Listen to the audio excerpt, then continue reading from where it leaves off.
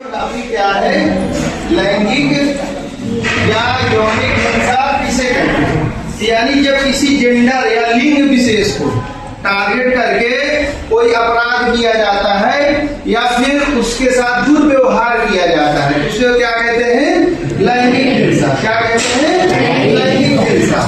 जैसे अक्सर बहुत बार आपने देखा होगा गांव समाज घर परिवार में कि किसी कोई नई लड़की कहीं शादी करके आई है तो दहेज के लिए उसका उत्पीड़न किया जाता है या परेशान किया जाता है, या फिर किसी बच्चे के द्वारा किसी बच्ची को परेशान किया जाता है या घूरना होता है या अश्लील हरकत करना होता है। ये सब क्या है? यौन अपराध। क्या है? यौन अपराध। इनसे क्या कहते हैं? अपराध है। आपको इसके खिलाफ क्या कहते हैं? अपने शिक्षक को या अपने प्रिंसिपल सर को या फिर अन्य लोगों को या घर में भी आप यदि ऐसा पीड़ित है, आपके साथ ऐसा दुर्व्यवहार हो रहा है तो आप उसको सूचित कर सकते हैं। ठीक है, उसमें कोई संकोच की बात नहीं है और ये करना कानूनन अपराध है।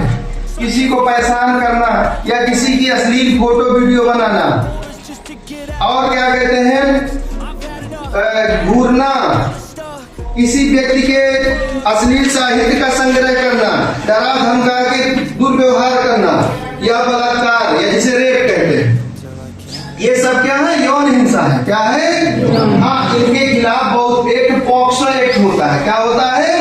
POCSO act. यहाँ आप आ जाओ और आगे। तो पॉक्सो एक्ट है जिसमें क्या क्या दिक्कत है?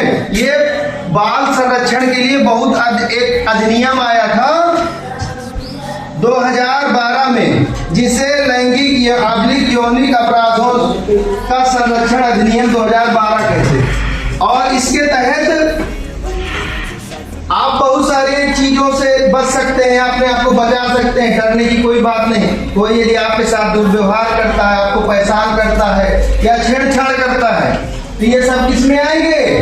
यौन अपराध में, या फिर इनको क्या कहेंगे? दुर्व्यवहार कहेंगे। यानी कि ये सिर्फ और कोई गलती नहीं है, छोटी मोटी गलती नहीं है, ये कानूनन अपराध है और इसकी आप शिकायत पुलिस से भी कर सकते हैं। ये अधिनियम है जो बच्चों को, खासकर 18 साल से कम वाले बच्चों को यौन अपराधों से संरक्षित करता है। नाम है पॉक्सो एक्ट। क्या नाम है? POCSO act. तो इसको आप जानो, आप कंप्लेन करेंगे यदि आप 18 साल से नीचे हैं, कोई भी किसी भी प्रकार का दुर्व्यवहार करता है, फोटो वीडियो फोटोग्राफी जिसे कहते हैं, तो ऐसा करता है या आपका किसी भी प्रकार से शारीरिक मानसिक शोषण करता है तो उसको इस श्रेणी में रखेंगे और ये बहुत बड़ा अपराध है। क्या है? ये कोई छोटी मोटी गलती नहीं है, ये बहुत बड़ा अपराध है। और एक लिंग विशेष को टारगेट करके, लिंग का मतलब है सेक्स यानी मेल या फीमेल, और खासकर इससे सामान्यतः ज्यादातर फीमेल्स यानी लड़कियां औरतें प्रभावित होती हैं। क्या होता है? हाँ, तो एक जेंडर विशेष को टारगेट करके जो किया गया अपराध क्या कहलाएगा? लैंगिक अपराध या यौनिक हिंसा। अच्छा, किसे कहते हैं? आप लोग बेहतर जानते होंगे, देखे होंगे, समझते होंगे। कभी हम तो ऐसा उम्मीद करते हैं कि जीवन में ये हिंसा किसी के साथ ना हो, या आप लोगों को इससे कभी क्या कहते हैं रूबरू ना होना पड़े।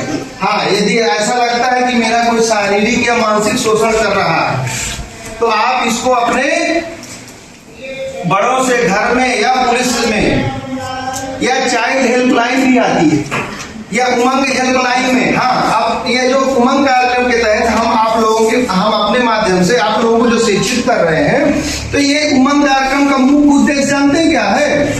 मुख्य उद्देश्य ये है कि आप लोग जागरूक कैसे हो, अपने शरीर में हो रहे बदलावों को कैसे समझें, क्योंकि आप जिस अवस्था में है इसको किशोरावस्था या एडोलसेंस कहते हैं। तो इसमें समस्या क्या है कि शरीर में नए नए हार्मोन्स बन रहे होते हैं, जैसे रजोदर्शन प्रारंभ हो गया होता है, जिसे मेंस्ट्रुअल साइकिल कहते हैं या पीरियड सामान्यतः बोल देते हैं। तो बहुत बच्चे परेशान हो जाती हैं, खासकर बच्चियां, ये मेरे साथ क्या हो रहा है। बच्चों मम्मी पापा से या बड़ों से नहीं शेयर कर पाते हैं।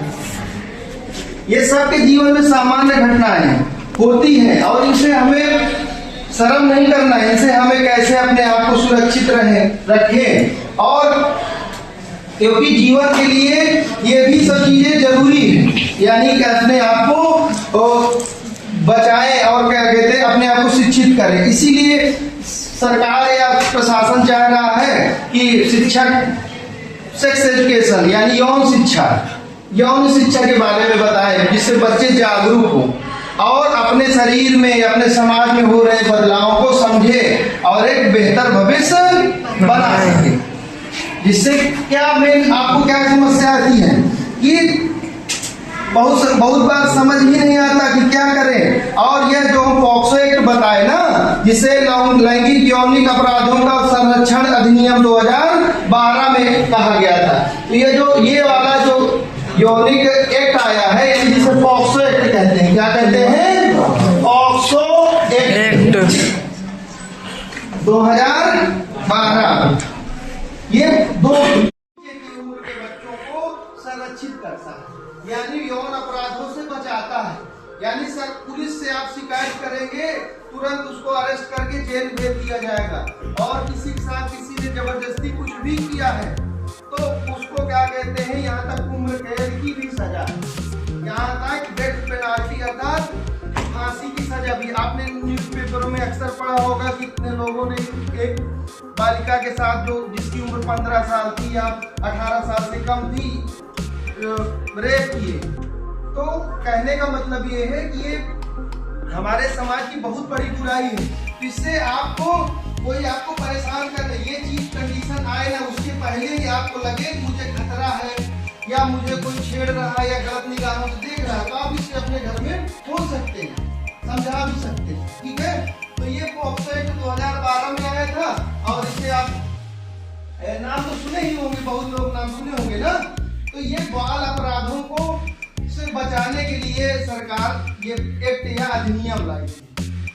तो कुल मिला के आपको शर्माने की जरूरत नहीं। कभी आपको लगे कि मुझे ये परेशान कर रहा है या कोई घूर रहा है जबरदस्ती या मेरी इच्छा के बिना कोई फोटो खींच रहा है या वीडियो बना रहा है अश्लील खासकर, तो आप कभी क्या कहते हैं सहमत मत होइए। आपका घर का कोई सगा नहीं है, आप आपको जानता नहीं है, तो आप उससे बात ही मत करिए या फोटो वीडियो तो दूर की बात है, क्योंकि पता नहीं उनका वो इस्तेमाल कैसे करे। बहुत लोग कहते हैं कि मैं आपसे क्या कहते हैं प्रेम करती हूँ या करता हूँ, और आपका क्या कहते हैं शारीरिक शोषण या मानसिक शोषण करता है ये तो। और फिर बहुत सारे बार क्या कहते हैं वो ब्लैकमेल करने लगता है। क्या करने लगता है? ब्लैकमेल करने लगता है, अर्थात आपका शारीरिक या मानसिक शोषण करने लगता है। शोषण या अपराध सिर्फ शारीरिक नहीं होता, कोई आपको मानसिक मेंटली परेशान कर रहा है, आपको क्या कहते हैं जबरदस्ती ब्लैकमेल कर रहा है या कह रहा है कि मैं ये फोटो वायरल कर दूंगा या वीडियो भेज दूंगा, नहीं पैसा दो, ये भी तो अपराध है ना। यदि आप 18 साल से कम है तो कौन आपको बचाएगा? और वीडियो अभी तक आपने लाइक सब्सक्राइब चैनल को नहीं किया हो तो जरूर करें। या पुलिस से कंप्लेन कर सकते हैं या उमंग हेल्पलाइन में। यदि आपको कोई भी मानसिक चिंता हो रही कि पता नहीं मुझे क्या करना है, तो उमंग हेल्पलाइन में भी आप मैम ने बताया होगा कि कोई बता सकता है उमंग हेल्पलाइन का नंबर क्या है? बताओ। हाँ, कोई भी पूरी क्लास में क्या कोई बता सकता है हमें? किताब के पास लिखा है। किताब के पास उमंग हेल्पलाइन का नंबर बताओ बेटा। 19 किताब। अच्छा देखो एक बार ये बोर्ड में देखो, फोकस करो। कोई किसी को नहीं याद है उमंग हेल्पलाइन नंबर? तो आपको उमंग हेल्पलाइन नंबर याद होना चाहिए, 10505। यही है ना उमंग हेल्पलाइन नंबर? 1050 ना। अच्छा, बदल हर जगह का अलग अलग भी रहता है, यानी कि उमंग हेल्पलाइन नंबर में आप कॉल भी कर सकते हो। ठीक है, बहुत सारे umang.government.in में आप लॉगिन भी कर सकते हैं, लिखित में भी कंप्लेन कर सकते हैं। एक पोर्टल बनाया गया है umang.government.in, इसको वेबसाइट कहते हैं। क्या कहते हैं? वेबसाइट कहते हैं। आप लोग चार्ट में वहाँ उमंग हेल्पलाइन नंबर जरूर सबको याद होना चाहिए। जैसे आपको पुलिस का 100 नंबर याद रहता है, रेलवे का 139 याद रहता है, इसी तरह उमंग हेल्पलाइन का भी आप याद कर लीजिए। कभी भी कोई आपको मानसिक चिंता है, कोई परेशानी है, शरीर में कुछ अजीब सा हो रहा है, आप जिससे शिक्षक से या अपने माता पिता से नहीं बता सकते हो, तो उनसे, क्योंकि वो एक्सपर्ट होते हैं, आपको सही जानकारी देंगे और आपको समस्या से बचा लेंगे। ठीक है, तो